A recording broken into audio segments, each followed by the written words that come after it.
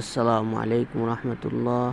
আজকে আমরা শিখব বুখারী শরীফের প্রথম খণ্ডের ২য় নম্বর হাদিস, রাসূল সাল্লাল্লাহু আলাইহি ওয়াসাল্লামের উপরে কিভাবে ওহী আসা শুরু হয়েছিল।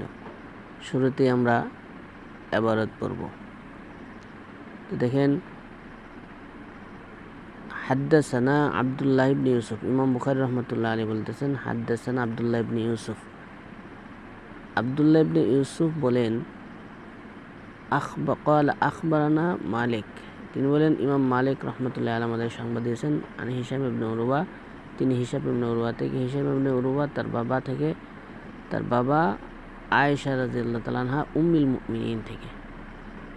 তিনি বলেন যে আন্নাল হারিস ইবনে হিশামিন, তিনি বলেন হারিস ইবনে হিশাম সাআলা রাসূলুল্লাহ সাল্লাল্লাহু আলাইহি ওয়াসাল্লাম, রাসূল সাল্লাল্লাহু আলাইহি ওয়াসাল্লামকে জিজ্ঞেস করলেন, ফাকালা, এবং বললেন, ইয়া রাসূলুল্লাহ, হে আল্লাহর রাসূল, কাইফা, কিভাবে, ইয়াতিকাল ওয়াহয়ু, আপনার কাছে ওহী আসতো।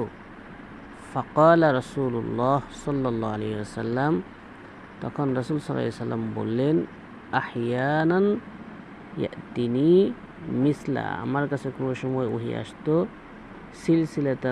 সিলসিলাতিল জারসি, ঘন্টা যেরকম বাজে, ঘন্টার আওয়াজের মতো। ওহু আসাদুহু আলাইয়া, আর এভাবে ওহী আসলে আমার কাছে খুব কষ্ট লাগতো এবং আমার কাছে এটা কঠিন মনে হতো। ফায়াফসিফু আন্নি, যখন ওহী শেষ হতো, ওয়াকাদ ওয়াইতু আনহু মা ক্বালা, এবং ফেরেশতা জিবরাইল আলাইহিস সালাম যা বলতো, ওয়াইতু আনহু, আমি এটা মুখস্থ করে নিতাম।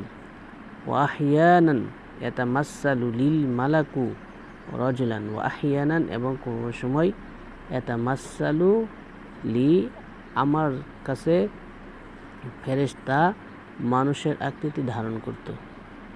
ফায়ুকাম্মিলুনি ফাই মা ইয়াকুলু, এবং যখন সে আমার কাছে ওহী শেষ করত, আমি সে যা বলতো মুখস্থ করে নিতাম। ক্বালাত আয়েশাতু, আয়েশা রাদিয়াল্লাহু তাআলা আনহা বলেন, লাকাদ রাআইতুহু, এবং আমি রাসূল সাল্লাল্লাহু আলাইহি ওয়াসাল্লামকে দেখেছি, ইয়ানজিলু আলাইহিল ওয়াহয়ু ফিল ইয়াউমিশ শাদীদিল বারদ, তার উপর প্রচণ্ড শীতকালে ওহী নাজিল হয়েছে। শাদীদুল বারদ মানে প্রচণ্ড শীতকালে।